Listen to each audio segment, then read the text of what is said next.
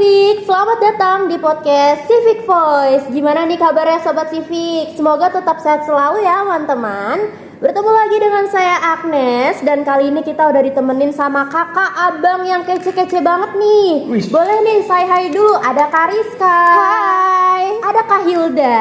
Halo. Ada Bang Eno. Hai. Dan yang gak kalah kece ada Bang Ferry. Halo Bang. Halo Agnes. Oke Sobat Civic, hari ini kita akan membahas topik yang sangat penting dan menarik banget, yaitu nilai-nilai Pancasila dalam perspektif historis prakemerdekaan. Oke, jadi langsung aja kita mulai diskusi kita hari ini. Semoga obrolan kita kali ini bisa memberikan wawasan baru buat sobat-sobat Civic tentang bagaimana sih Pancasila ini dirumuskan dan bagaimana nilai-nilai tersebut tetap relevan hingga saat ini.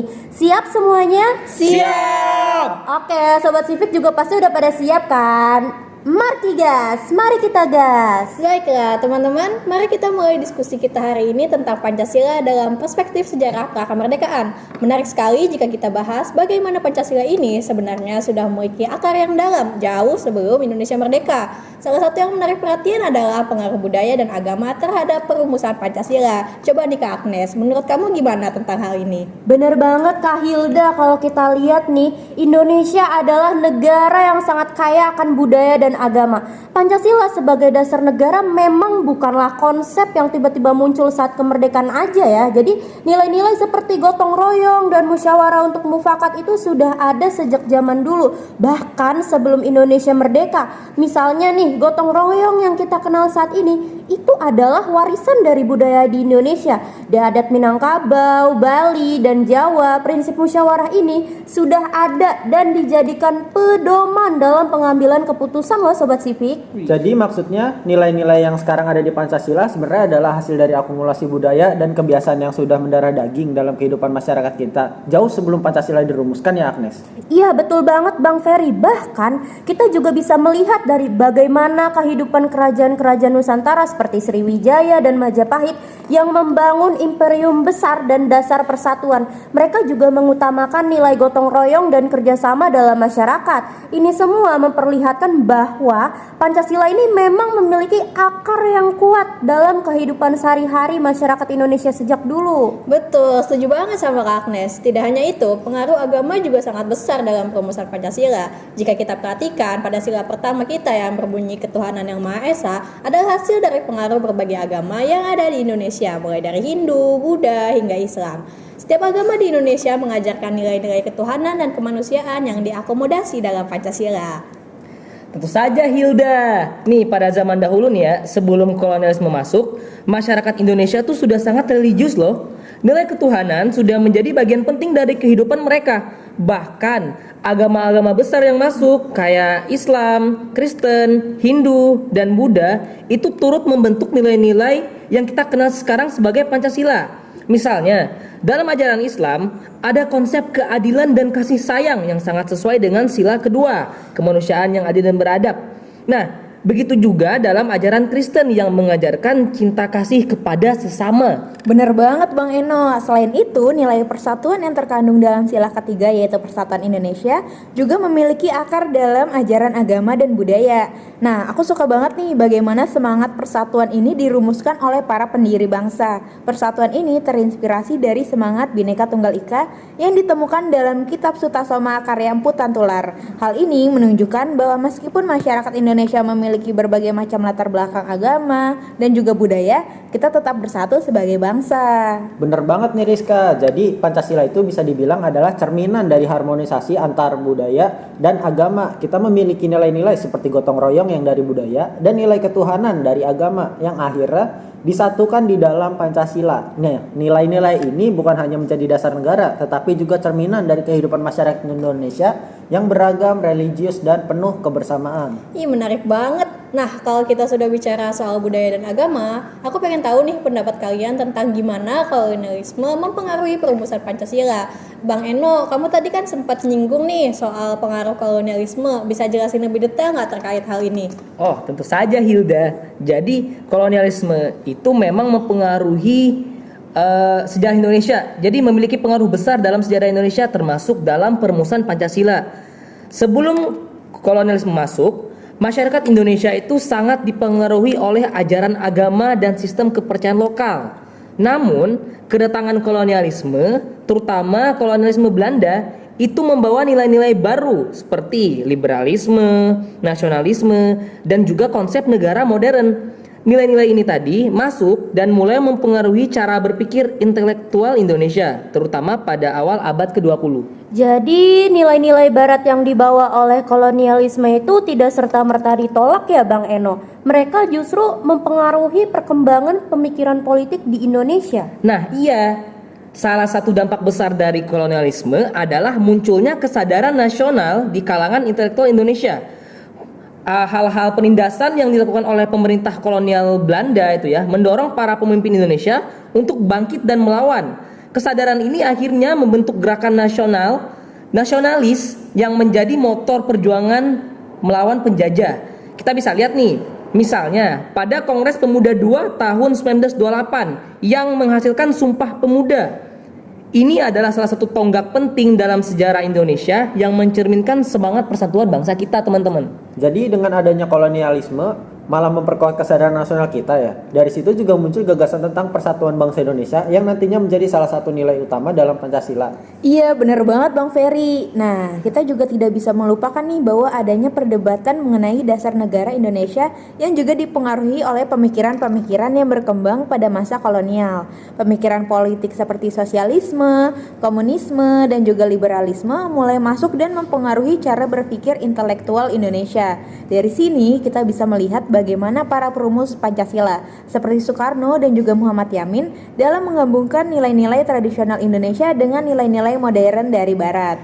Jadi sebenarnya Pancasila itu adalah hasil dari proses panjang yang melibatkan pengaruh budaya lokal, agama, dan juga gagasan baru yang dibawa oleh kolonialisme. Benar nggak? Benar, Hilda. Proses perumusan Pancasila tidak terlepas dari dinamika sejarah yang melibatkan banyak faktor, termasuk pengaruh kolonialisme. Nah, kita harus ingat bahwa Pancasila itu respon terhadap dominasi Belanda yang selama ini menguasai Nusantara.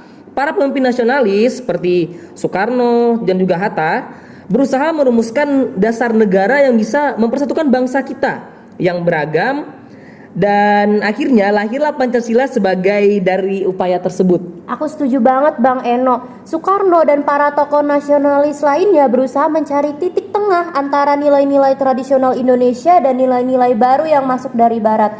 Nah, ini adalah proses kompromi dan konsensus yang akhirnya melahirkan Pancasila sebagai dasar negara. Iya nih Agnes, dan jika kita bicara soal kompromi, tentu kita harus ingat bagaimana Soekarno, Supomo, dan Muhammad Yamin berperan besar dalam proses ini.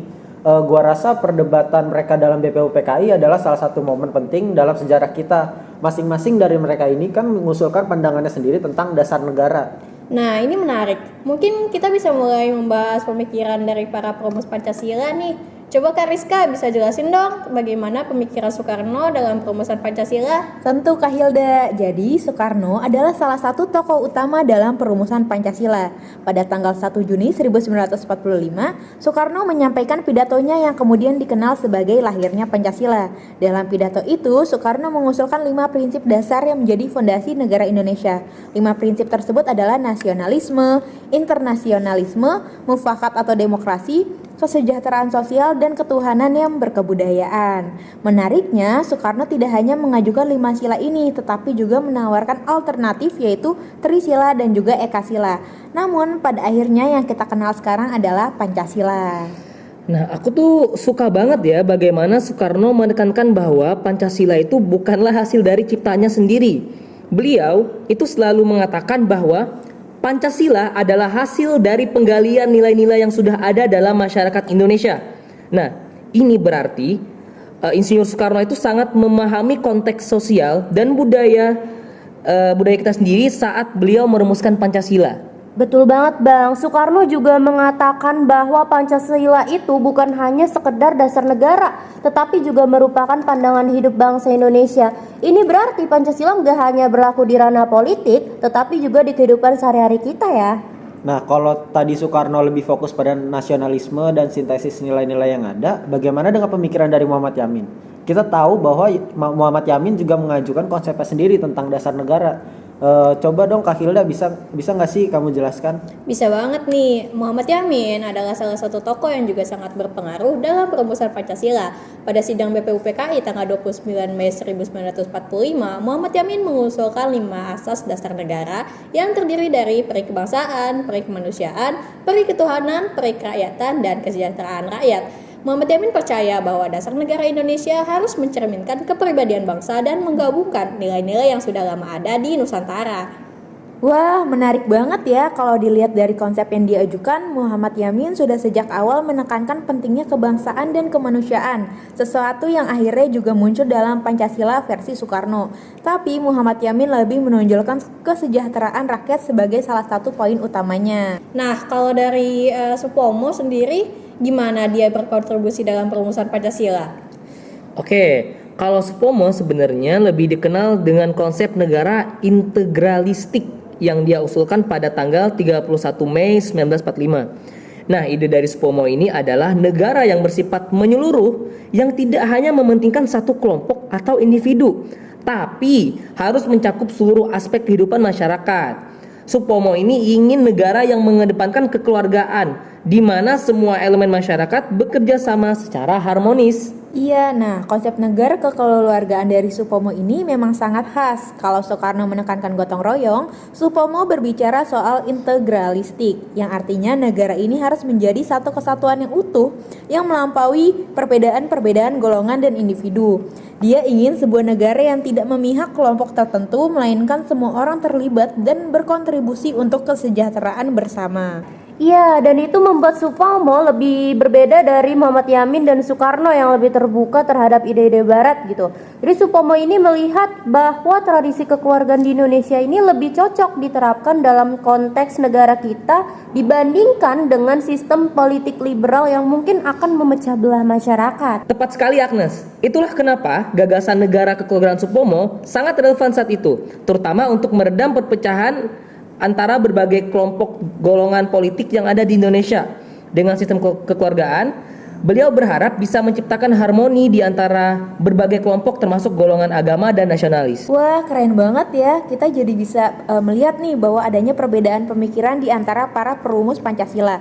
Dan ini justru menjadi kekuatan. Mereka semua membawa perspektif yang berbeda-beda, tapi akhirnya bisa disatukan dalam konteks Pancasila yang kita kenal sekarang. Iya, dan itu juga menunjukkan bahwa Pancasila ini nggak hanya relevan pada saat kemerdekaan aja, tapi juga hingga hari ini, saat ini nilai-nilai yang terkandung di dalamnya tetap bisa diterapkan, tetap bisa relevan dalam berbagai aspek kehidupan baik sosial, politik maupun budaya. Betul sekali, Pancasila adalah panduan hidup yang sangat relevan untuk masyarakat Indonesia yang plural.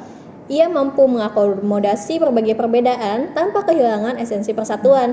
Aku pikir ini adalah warisan terbesar dari para perumus Pancasila kita. Dan jangan lupakan bahwa Pancasila juga lahir dari pengalaman pahit kita sebagai bangsa yang dijajah. Praktek kolonialisme mengajarkan kita tentang pentingnya persatuan dan keadilan sosial. Dan gua rasa inilah kenapa Pancasila tetap relevan nih hingga saat ini. Nilai-nilai yang terkandung di dalamnya bersifat universal dan bisa diterapkan di berbagai zaman. Meski tantangan yang dihadapi bangsa kita berubah seiring waktu, Pancasila tetap menjadi panduan yang kokoh. Yes, betul banget. Dan menurutku itulah yang harus kita pahami sebagai generasi penerus bangsa ya Sobat Civic. Pancasila bukan hanya sekedar dokumen sejarah atau teks yang diajarkan di sekolah, tetapi juga merupakan dasar hidup kita sebagai warga negara Indonesia. Wah, diskusi kita hari ini benar-benar menarik ya Sobat Civic. Aku rasa kita semua sudah mendapatkan banyak perspektif baru nih tentang Pancasila. Dari budaya, agama, kolonialisme, hingga bagaimana para perumus seperti Soekarno, Muhammad Yamin, dan Supomo yang merumuskan nilai-nilai dasar negara kita. Iya, betul banget. Itulah mengapa Pancasila tetap relevan hingga sekarang. Tantangan mungkin berubah, tapi nilai-nilai yang terkandung di dalamnya tetap bisa diterapkan dalam berbagai situasi. Ini adalah fondasi yang sangat kuat untuk menjaga persatuan di tengah keberagaman. Aku harap diskusi kita hari ini bisa menginspirasi pendengar untuk lebih memahami dan menghargai Pancasila, dan harapannya Sobat Civic ini bisa menerapkannya dalam kehidupan sehari-hari. Terima kasih teman-teman atas diskusinya yang sangat luar biasa. Semoga kita semua bisa terus mengamalkan nilai-nilai Pancasila dan menjadi warga negara yang lebih baik.